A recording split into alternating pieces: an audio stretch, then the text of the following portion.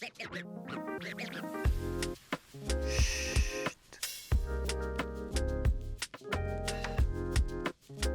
nos oreilles écouter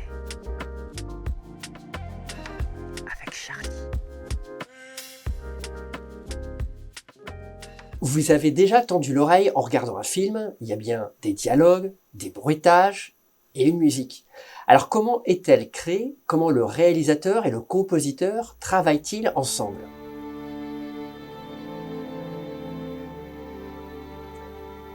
Aujourd'hui, dans l'émission Chute, nous recevons Baptiste Charvet. Bonjour Baptiste. Bonjour.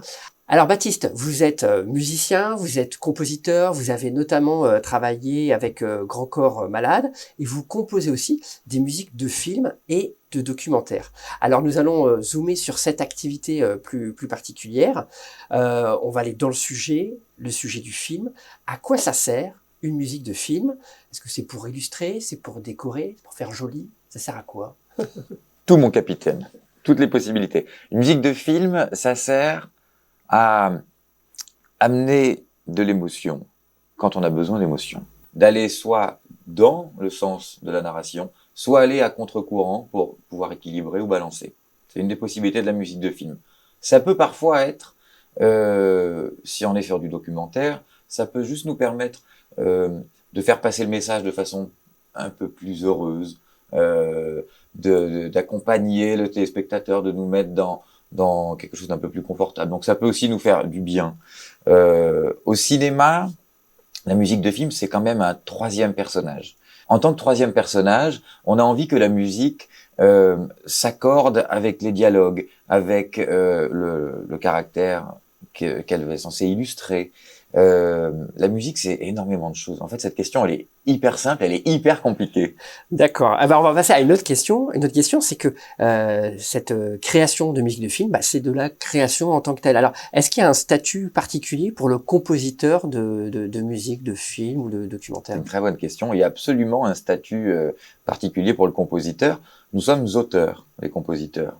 Et dans un film, il y a 3 auteurs, le scénariste, le réalisateur et le compositeur. Donc, depuis toujours. Donc, on est très important dans la création d'un film. Et alors, justement, on va y aller. Je vais me faire taper sur les doigts pour dire des choses pareilles, mais c'est vrai, c'est vrai. On va y aller en fait sur cette création. Donc, comment ça se passe? Il y a un réalisateur, voilà, qui a un projet de film et qui vous contacte pour la musique. Comment se passe cette collaboration au tout début? Alors, quand on va travailler sur un film avec un réalisateur qu'on ne connaît pas, prenons cet exemple-là. La personne m'appelle, il faut premièrement qu'humainement, on s'entende. Pourquoi? Parce qu'on va quand même échanger pendant longtemps, pendant souvent des mois, sur des sensibilités, sur une histoire, sur un projet sur lequel lui, il est depuis longtemps, surtout s'il est auteur du film.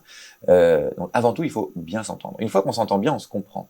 Une fois qu'on se comprend, j'essaie de comprendre son film. Je lis le scénario, et le fait de lire le scénario me donne des idées, m'inspire. C'est comme ça, je peux pas expliquer, c'est la magie de la chose.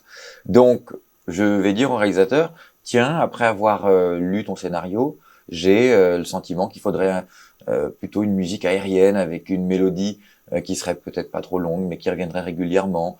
On va pas envoyer la Valkyrie, on sent que là, il faut quelque chose qui soutienne, qui accroche et qui laisse de l'espace, par exemple. Et là, il va me dire, oui, Baptiste, c'est exactement ça. Ou alors il va me dire, ah non, pas du tout, je veux qu'on ait 25 musiciens, ou plus, grand orchestre, qui ait des thèmes énormes et que ça envoie vraiment quelque chose sur le film quand il y a de la musique. Donc on s'accorde là-dessus. En général, je me trompe pas. Enfin, faut pas, c'est pareil, je touche du bois, mais en général, on sent quand on lit le scénario la bonne couleur. Le mot est très important, trouver la couleur du film. Donc ça, c'est la première étape. On s'accorde sur ce qu'on pense être bon. Ensuite, je vais à mon studio, je commence toujours derrière un piano, je cherche une mélodie, des accords, un climat, une instrumentation.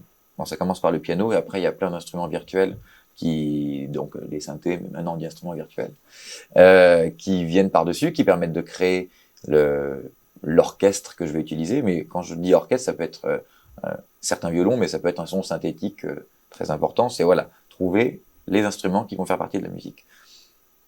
Et je soumets cette première idée. avant même que le film soit tourné en général. Ah d'accord, avant même le tournage. Voilà, avant même le tournage. La personne, le réalisateur, me dit oui ou non.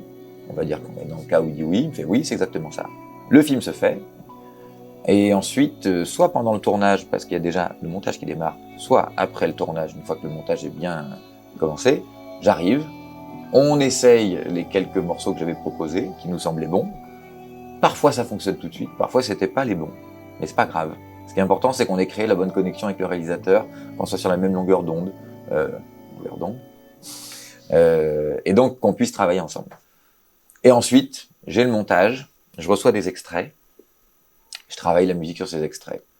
En général, ils font entre 1 et 10 minutes, et là c'est parti. Des allers-retours, je propose, on me dit oui, on me dit non, on affine, et je travaille en parallèle du montage pendant 1, 2, 3 mois, en fonction de la longueur de ce montage. Donc il y a un travail dans votre studio, vous êtes seul face, vous avez l'écran, j'imagine aussi avec les 5 écrans, avec avec le film, puis alors d'autres écrans pour créer. Absolument. Et puis parfois, si c'est nécessaire, souhaité, vous avez aussi un travail en fait d'enregistrement et de création avec d'autres musiciens. Absolument. Et c'est surtout, j'essaye de ne jamais faire de musique sans musicien, parce que pour moi la musique se fait avec des musiciens.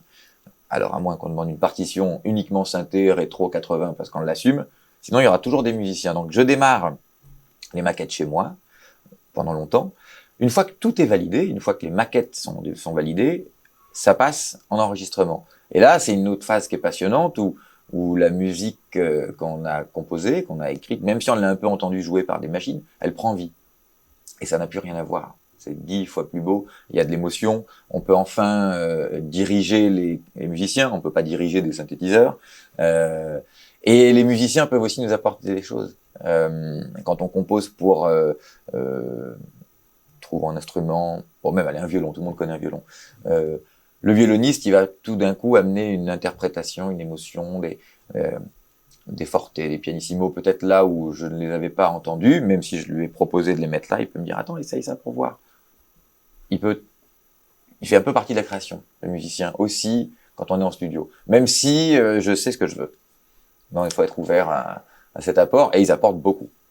C'est pour ça qu'on en veut aussi beaucoup en musique.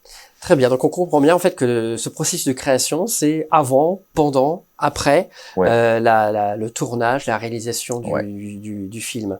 On va peut-être essayer de voir en fait un extrait. On va visionner un extrait sans le son.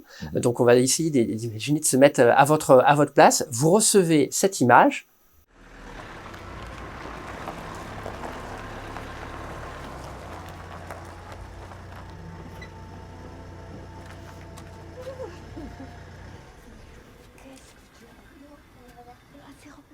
Alors, vous recevez cette image. Alors, par quoi vous commencez? Alors, comment vous faites? Là, on voit un petit extrait. C'est vrai qu'il y a la scène d'avant, la scène d'après.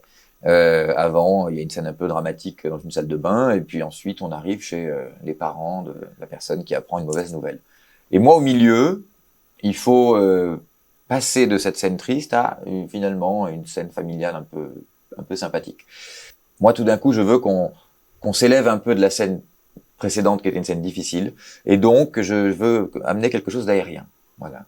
Donc je me dis tiens, trouvons comment je peux amener ce sentiment aérien. Et puis je me dis aussi bon, on passe de quelque chose d'un peu posé, la scène d'avant est un peu triste, un peu sombre, il faut qu'on relance. Et donc cette transition sert aussi à relancer l'énergie du film. Donc là-dessus, je me dis voilà, il faut que je trouve une pulsation qui va nous amener du rythme. Ce rythme va nous relancer la situation, l'action. Je veux aussi qu'on s'élève un peu.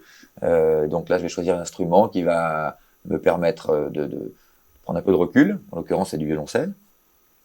Et c'est la mélodie qui fait qu'on prend de la hauteur, ou alors qu'on reste très ancré. Et donc là, je compose une mélodie avec des notes assez longues. Et notes assez longues fait que la pulsation, l'instrument, la mélodie, on prend un peu de recul sur la situation.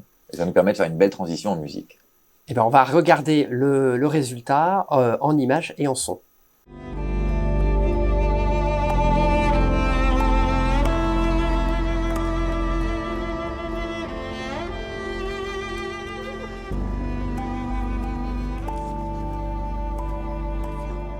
Oui, ben, du coup, on La petite pulsation, bien. tadada, tadada, Ouais, ouais, tadada, ouais, ouais. derrière, la note longue de violoncelle.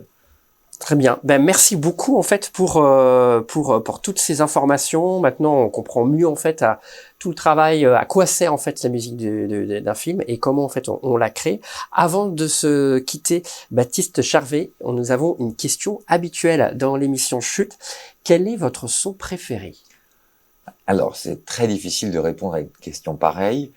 Mon son préféré du moment, ça je peux y répondre. Je me suis offert un Fender Rhodes, qui est un des plus beaux claviers de musique des années 70.